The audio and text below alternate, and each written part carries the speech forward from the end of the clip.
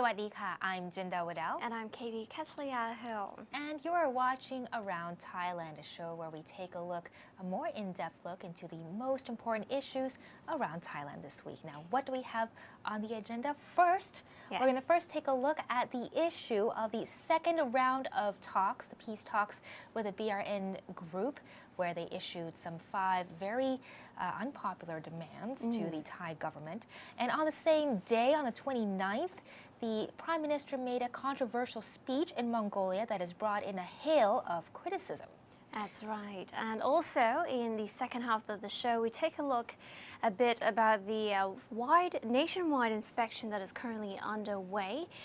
This is all because of the collapse bridge that occurred in Ayutthaya. And after that, we take a look at May Day here in Thailand. Now, it was the International Labour Day just on Wednesday, and we all got to enjoy a bit of a holiday. Yes. And more details surrounding that. So first up, let's take a look at our very first topic. Yes, taking a look now on Sunday, April the 28th, one day before the second round of peace talks with the rebel group, the Barisan Revolusi Nasional, they apparently issued 5 demands via their YouTube clip that was shown to the public. And now some of these demands included asking Siam, or in fact Thailand, accepting the role of the Malaysian government as a mediator rather than a facilitator. They also asked that the peace talks be attended by the Melayu Patanis, led by the BRN and the Thai government. Third, they asked that ASEAN members, the Organization of the Islamic Conference, or OIC, and other NGOs be allowed to witness the talks. Thai authorities, they also said, must release all detained suspects and suspend or revoke all arrest warrants concerning national security cases without condition. And finally, they asked that the BRN be recognized wholly as a liberator, not as a separatist organization. Now, in the clip, the BRN Liaison Office Chief, Hassan Taib, as well as Abdul Karim Khalib, a staff delegate from the March 28th talks, appeared, lending legitimacy to the video. Khalib apparently has a warrant out for his arrest, and he is reportedly hiding in Kelantan State. Now, what's important about the video clip is it also concludes with a promise to end the colonial rule and oppression of the Patani Malay and to bring peace and justice. Now, this, of course, very much affected what happened on the next day, which was the second round of peace talks in Kuala Lumpur. That's right. They said it was very much tense.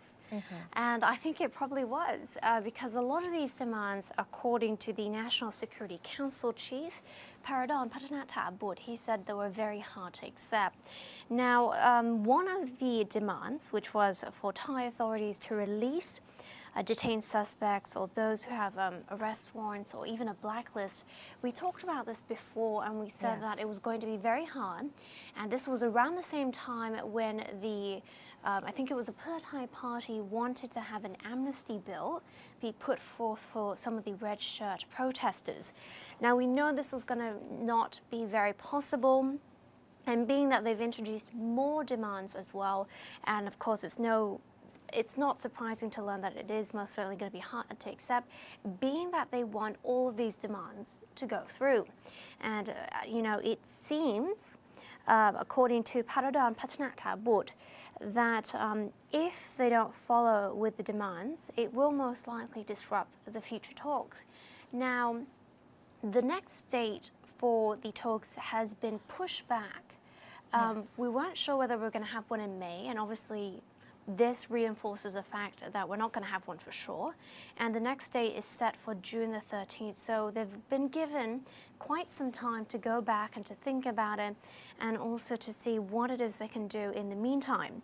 Now, we hear a quote from the Democrat Party leader, Apisit Wechashiwa, saying that if we choose harsh words to retaliate, the peace dialogue will be affected. And if we don't respond, it means we can't do anything. Now, he isn't the only person to come out and be very careful about his choice of words. Yes. We also hear the Army Chief Commander-in-Chief, General Prayut Chan-o-cha, saying, if you ask me whether they are acceptable, and if I say they are not, then everything is over, but don't write it in news reports that it's me saying that it's over. So very careful about what they say. It is true, it's hard to accept, but they don't want to say that they can't do anything about it because they don't want to see it all end. But I know that earlier in the week you were able to speak to the Human Rights Watch, and they gave you a perspective on what they thought about it. Yes, we spoke to the Human Rights Watch Thailand senior researcher Kun Sunai Phasuk, who in his analysis said that the goal of these 5 demands were not sincere. The goal was to sabotage these talks, and that these demands go back on their signed peace talks agreement, and that the request to have the OIC as well as other NGOs as well as Malaysia upgrading their status in these talks was a way of making it unacceptable for Thailand, which wants to maintain its sovereignty, and was a way to force Thailand to scrap the talks. He basically said that it was a slap in the face for the Thai side. Now, we also heard some harsh words from the Democrat Party deputy leader, Thawan Seniam, who basically said that Lieutenant General Paradon was wrong for publicizing the peace talks in the first place. Some strong words. He was quoted in an article as saying the NSC chief is a fool. The government is being pressured to dance to the BRN's tune. Now, of course, in the middle of the week, we saw the attack occur in Pattani province's Mueang district at a local convenience store. They suspect the militants, 4 of them, opened fire onto a convenience store, killing 6 and seriously injuring 1. One person, one of the dead was a 3-year-old toddler. This was around 8:20 p.m. at night. An AK and M15 weapons were used. After the first round of bullets, assailants apparently got off their motorcycles and actually walked towards the victims and shot them at close range before fleeing on their motorbikes. They left spikes on their escape route to prevent authorities from chasing them. And the reason that people think that these are insurgent groups and militants is because they left behind leaflets or notes saying that they will be targeting innocent civilians from now on. That's right. Now, we do also hear from the defense minister saying that he's actually been very mum about it. He doesn't want to announce who it is who they've already brought into custody to interrogate. He doesn't want to say that it was the work of the BRN because he believes that is belonging to another insurgent group. And he also mentioned that this isn't the work of the BRN trying to force the Thai government to give in to their demands, basically. Well, taking a look, dissecting a bit more into some of the demands. Now, one of them was to upgrade the status of Malaysia to be a mediator. Now, Malaysia themselves, they've already agreed to not be a mediator. They want to be a facilitator. Now, the next question is, what is Thailand going to do? We've heard before that they might bring in Indonesia, and we talked about this last week, how they want to bring Indonesia in because Indonesia, it was reported that many of the insurgents received training there. So if Malaysia doesn't want to step in, maybe Indonesia might. And we don't even know, will the BRN be happy if Indonesia steps in? And there's a question where Lieutenant General Pradhan brought it up. He asked if we could even upgrade the status of Malaysia, since Malaysia itself agreed to be the role of facilitator, to play the role of facilitator and not mediator. So there's really, that's a demand that both countries will have to accept for it to go through. Now, Thailand also set some conditions. They asked the BRN or the BRN representative Hassan Taib to have 1 month to prove that he truly represents the BRN and to reduce the number of violent attacks in the Deep South. And that is to show that the BRN is truly in control of the situation in the Deep South. And, you know, in fact, one of the people we earlier interviewed this week said that the amount of attacks so far has been unprecedented. So if the number of attacks don't go down, either the BRN are unwilling to exert their control or they don't have any after all. Now, taking a look a bit about the statistics coming in from April from the Internal Security Operations Command Region 4, they have informed us that 63 incidents have occurred in the 3 southern border provinces. 35 cases were shooting, 21 were bomb attacks, 6 disturbances, and 1 arson attack. And most of these incidents occurred in Yala. 51 of these cases followed by Pattani and Narathiwat as well as Songkhla. Now, there were also 105 casualties that occurred. 300 people were killed in April. 19 were Buddhists and 11 were Muslims. And also 75 people were injured as well. And of course, the majority were Buddhists. Now, taking a look a bit at the death toll from January the 1st, 2004, up until the end of April this year, a total of 5,000 or so have been killed in the incident, and more than 9,000 people have been injured. So that is a very big number indeed. And so we are going to have to wait and see whether that number can go down, and look forward to hear more updates of what is going to happen very soon.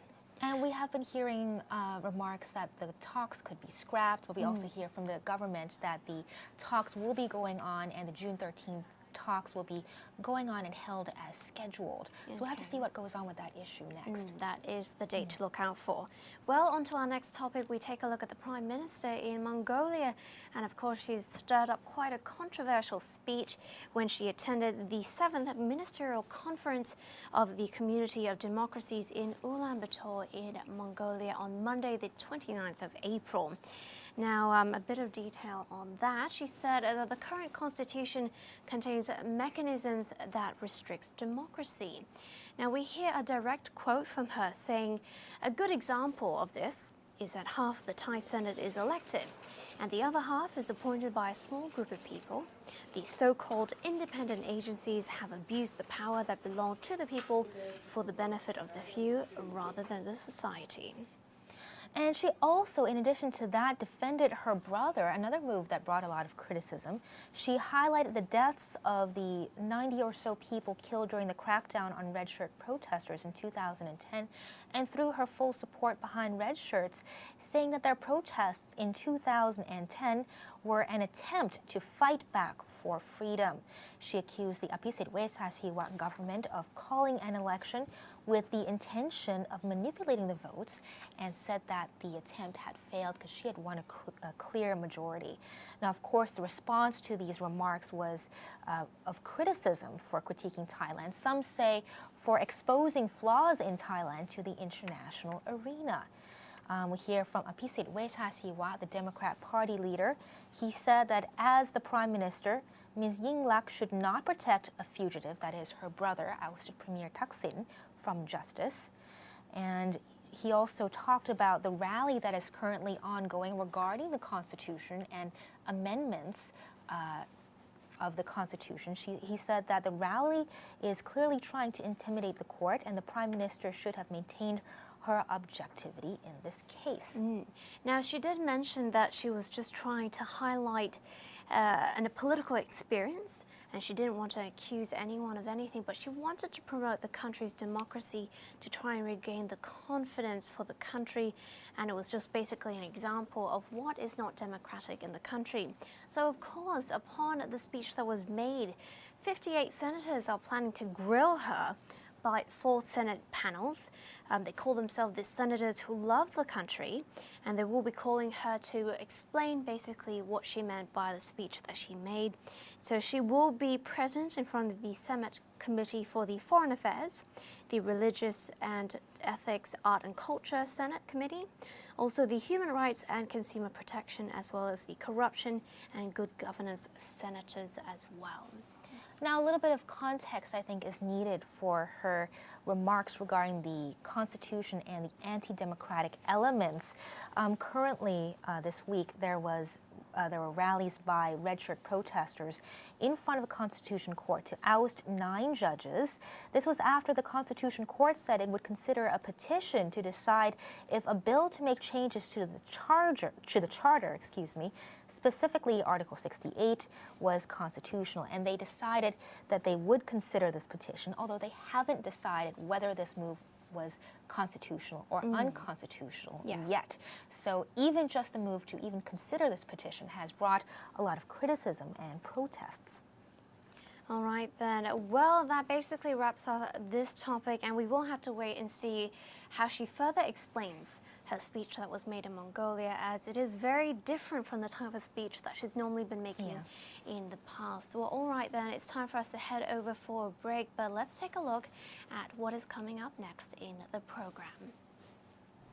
Now up next, we take a look at the bridge that collapsed in Ayutthaya, and as a result, that has led to a nationwide inspection of the other bridges as well, and we'll take a look in details of that and also other details coming up real soon.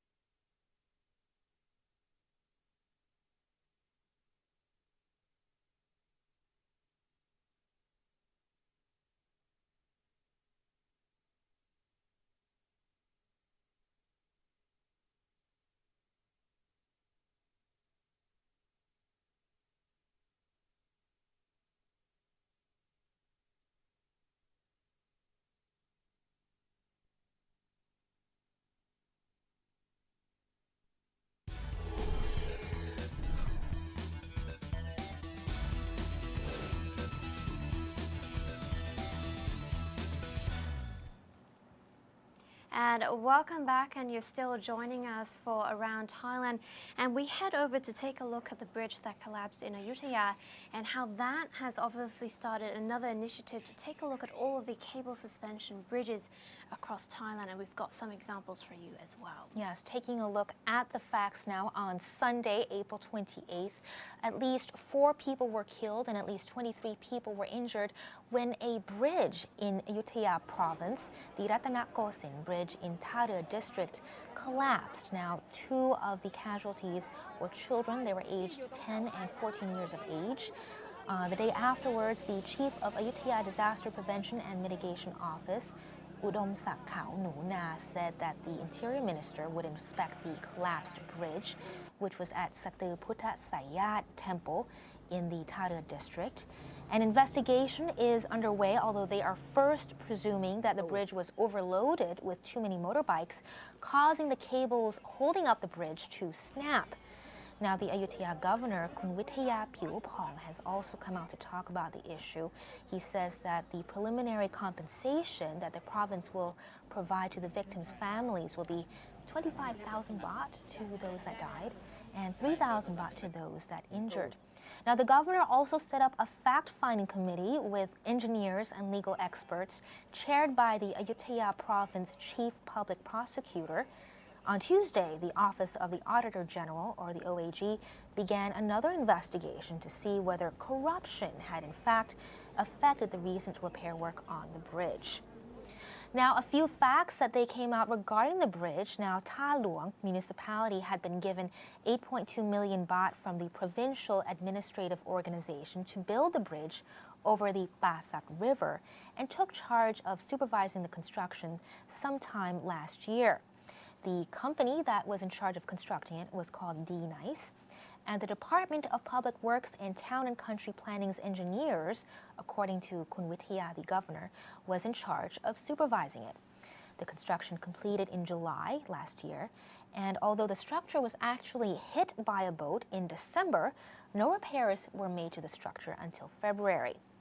Now, about the construction of a new bridge, now that this one has collapsed, he also said that this will depend on the contract made with the contractor, as the bridge is still under its warranty period.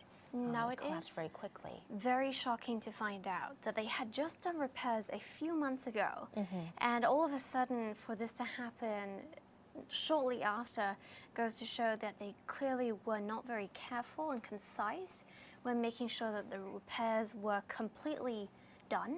And yes, and in fact, the bridge had been leaning to one side before it collapsed, and the local administrative organization was planning to hold a meeting to discuss and fix the issue. So really, things were in progress to solve the issue, but just weren't fast enough. Well, as a result of this particular incident itself, it has, of course, sparked a nationwide look and inspection into other bridges as well.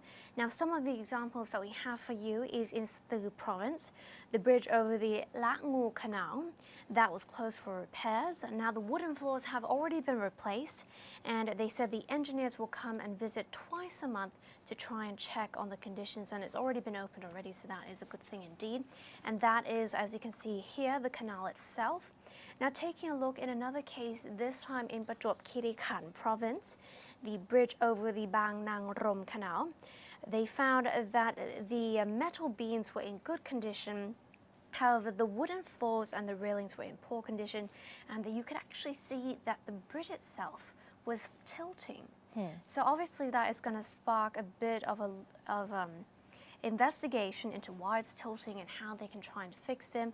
So this is just a few examples of some of the bridges that have been looked at, and I have to say it is a great initiative, being that an incident like this has occurred, and so they've very quickly responded by taking a look elsewhere as well. It's a shame it's a reactive measure rather than a proactive measure that could have prevented a lot of loss of life and damages. But there you go, it is occurring. All right then. Well, on to our next topic. We take a look at May Day, and that was the International Labour Day, and that was held on Wednesday. And as I mentioned, we all took a holiday and didn't have to do any labour work or anything like that. So it was very much relaxing. Well, we do hear from the Prime Minister Yingluck Shinawatra as she was at Sanam Luang and presiding over the ceremony. And she also gave us a few quotes saying greater productivity and higher income for the workplaces mean immunity against layoff. Now, improvement of skills is also a must as we move ahead with the ASEAN Economic Community. So there have been some demands that were made by the labour unions, and so far she's already come out to say that she has acknowledged them, and we'll have to wait and see whether or not they can be implemented. Yes, some of these demands were related to parental rights, very interestingly enough. She vowed to expand breastfeeding corners for new mothers, as well as nurseries at the workplace to improve the quality of life for working mothers. Other demands made by the NCTL, or the National Congress of Thai Labor, included centers for unregistered workers, the establishment of a fund to ensure that workers get compensation in case their business shuts down, the scrapping of a policy to privatize state enterprises, better benefits from the Social Security scheme, the legal protection of people working at home, and some more parental rights issues, paid paternity leave. Very interesting there. Now, the Labour Minister, Kun Padamchai Sasomsap, has already responded to some of the demands and has asked for businesses' cooperations to provide paternity leave, and the ministry is looking into adjusting the laws. Now, the government had also been called on to ratify the International Labour Organization's Conventions number 87 and 88 that would allow workers to assemble to negotiate. That's right. Now, another issue that was also talked about, this year we saw the nationwide hike in the minimum wage to 300 baht. Now, it is in place, so it will benefit the society, but a lot of people have actually come out to complain about it, saying that it has resulted in businesses having to shut down, people having to be laid off, and that, of course, has caused problems, and also there is the ripple effect of the price or the wage hike, which will be evident in the final price of a product. As we know that businesses will pass on the cost that they have to bear onto the consumer.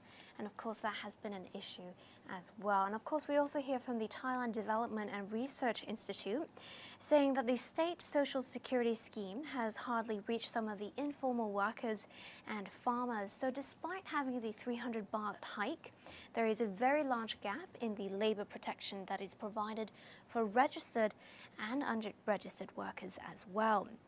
Now, there are so many schemes out there, and one of them that has been missed out on is the Workmen Compensation Fund, which, however, does not apply to the temporary and part-time employees. So as a result, there are a lot of people in the workforce right now who are missing out on compensations that they experience, which are work-related, whether it be an accident or whether they fall sick. So if you think about it, comparing Thailand to other international countries, countries worldwide,